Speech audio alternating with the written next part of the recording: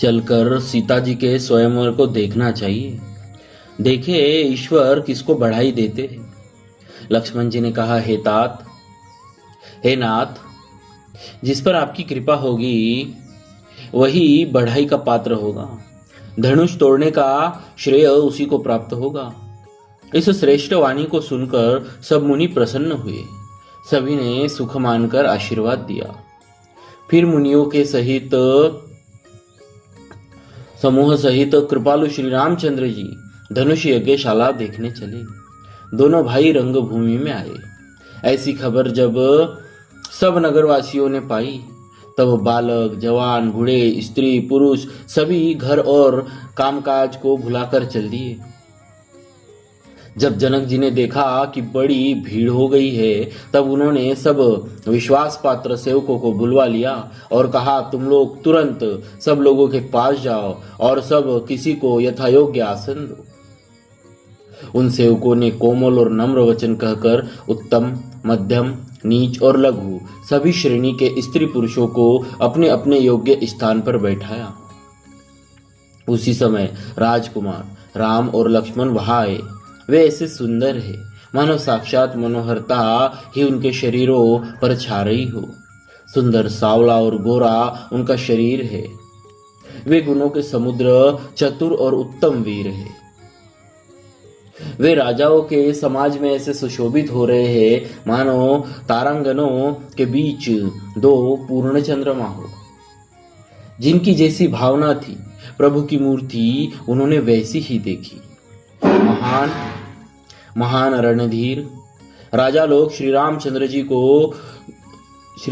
जी के रूप को ऐसा देख रहे हैं मानो स्वयं वीर रस शरीर धारण किए हुए हो। कुटिल राजा प्रभु को देखकर डर गए। मानो बड़ी भयानक मूर्ति हो। छल से जो राक्षस वहां राजाओं के वेश में बैठे थे उन्होंने प्रभु को प्रत्यक्ष काल के समान देखा। नगरवासियों ने दोनों भाइयों को मनुष्य के भूषण रूप और नेत्रों को सुख देने वाला देखा। स्त्रियां हृदय में हर्षित होकर अपनी अपनी रुचि के अनुसार उन्हें देख रही है। मानो श्रृंगार रस ही परम अनुपम मूर्ति धारण किए सुशोभित हो रहा हो। विद्वानों को प्रभु विराट रूप में दिखाई दिए, जिसके बहुत से मुंह, हाथ, पैर, नेत्र और सिर है। जनक जी के सजातीय कुटुंबी प्रभु को किस तरह कैसे प्रिय रूप में देख रहे हैं, जैसे सगे सजन संबंधी प्रिय लगते हैं। जनक समेत रानियां उन्हें अपने बच्चे के समान देख रही है। उनकी प्रीति का वर्णन नहीं किया जा सकता। योगियों को वे शांत, शुद्ध, सम और स्वतः प्रकाश परम तत्व के रूप में दिखे। हरि भक्तों ने दोनों भाइयों को सब सुखों को देने वाले इष्ट देव के समान देखा। सीता जी जिस भाव से श्री रामचंद्र जी को देख रही है वह स्नेह और सुख तो कहने में ही नहीं आता। उस स्नेह और सुख का वे हृदय में अनुभव कर रही है, पर वे भी उसे कह नहीं सकती। फिर कोई कवि उसे किस प्रकार कह सकता है। इस प्रकार जिसका जैसा भाव था उसने कौशलाधीश श्री रामचंद्र जी को वैसा ही देखा। सुंदर, सावले और गोरे शरीर वाले तथा विश्व भर के नेत्रों को चुराने वाले कौशलाधीश के कुमार राज समाज में इस प्रकार सुशोभित हो रहे हैं। दोनों मूर्तियां स्वभाव से ही बिना किसी बनाव श्रृंगार के मन को हरने वाली है। करोड़ों कामदेवों की उपमा भी उनके लिए तुच्छ है। उनके सुंदर मुख शरद पूर्णिमा के चंद्रमा की भी निंदा करने वाले, उसे नीचा दिखाने वाले हैं और कमल के समान नेत्र मन को बहुत ही भाते हैं। सुंदर चितवन सारे संसार के मन को हरने वाले कामदेव के भी मन को हरने वाली है। वह हृदय को बहुत ही प्यारी लगती है, पर उसका वर्णन नहीं किया जा सकता। सुंदर गाल, कानों में झूमते हुए कुंडल, ठोड़ी और अधर, ओठ सुंदर, कोमल वाणी, हंसी चंद्रमा की किरणों का तिरस्कार करने वाली, भाव है टेढ़ी और नासिका मनोहर है। ऊंचे चौड़े ललाट पर तिलक झलक रहे हैं, दीप्तिमान हो रहे हैं। काले घुंघराले बालों को देखकर भौरों की पंक्तियां भी लजा जाती है। पीली चौकोनी टोपियां सिरों पर सुशोभित है, जिनके बीच बीच में फूलों की कलियां बनाई काढ़ी हुई है। शंख के समान सुंदर गोल गले में मनोहर 3 रेखाएं जो मानो तीनों लोगों की सुंदरता की सीमा को बता रहे हैं। हृदयों पर गजमुक्ताओं के सुंदर कंठे और तुलसी की मालाएं सुशोभित है। उनके कंधे बैलों के कंधे की तरह ऊंचे तथा पुष्ट है। खड़े होने की शान सिंह की सी है और भुजाएं विशाल एवं बल की भंडार है। कमर में तरकस और पीतांबर बांधे हुए हैं।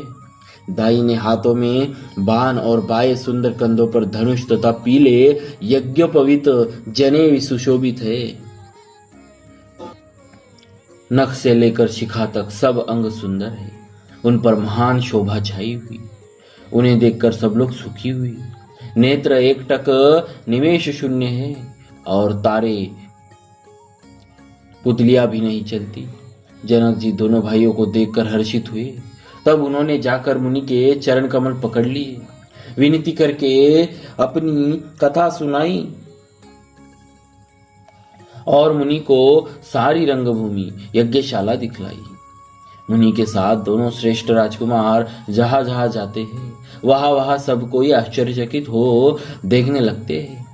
सबने राम जी को अपनी अपनी ओर ही मुख किए हुए देखा, परंतु इसका कुछ भी विशेष रहस्य कोई नहीं जान सका।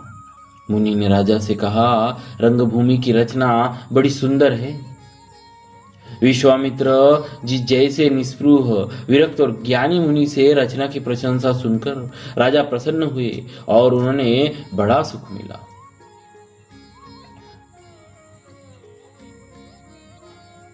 सब मंचों से एक मंच अधिक सुंदर, उज्जवल और विशाल था। स्वयं राजा ने मुनि सहित दोनों भाइयों को उस पर बैठाया। प्रभु को देखकर सब राजा हृदय में ऐसे हार गए, निराश एवं उत्साहहीन हो गए जैसे पूर्ण चंद्रमा के उदय होने पर तारे प्रकाशहीन हो जाते हैं। उनके तेज को देखकर सबके मन में ऐसा विश्वास हो गया कि श्री रामचंद्र जी ही धनुष को तोड़ेंगे, इसमें संदेह नहीं। इधर उनके रूप को देखकर सबके मन में यह निश्चय हो गया कि शिव जी के विशाल धनुष को जो संभव है न टूट सके, बिना तोड़े भी सीता जी श्री रामचंद्र जी के ही गले में जयमाला डालेंगी, अर्थात दोनों तरह से ही हमारी हार होगी और विजय श्री रामचंद्र जी के हाथ रहेगी। यूं सोचकर वे कहने लगे, हे भाई, ऐसा विचार कर यश प्रताप बल और तेज गवाकर अपने अपने घर चलो। दूसरे राजा जो अविवेक से अंधे हो रहे थे और अभिमानी थे, यह बात सुनकर बहुत हंसे। उन्होंने कहा, धनुष तोड़ने पर भी विवाह होना कठिन है, अर्थात सहज ही में हम जानकी जी को हाथ से जाने नहीं देंगे। फिर बिना तोड़े तो राजकुमारी को ब्याह ही कौन सकता है, काल ही क्यों न हो। एक बार तो सीता के लिए उसे भी हम युद्ध में जीत लेंगे। यह घमंड की बात सुनकर दूसरे राजा जो धर्मात्मा हरिभक्त और सयाने थे मुस्काए। बोलिए श्री सीताराम जी महाराज की जय।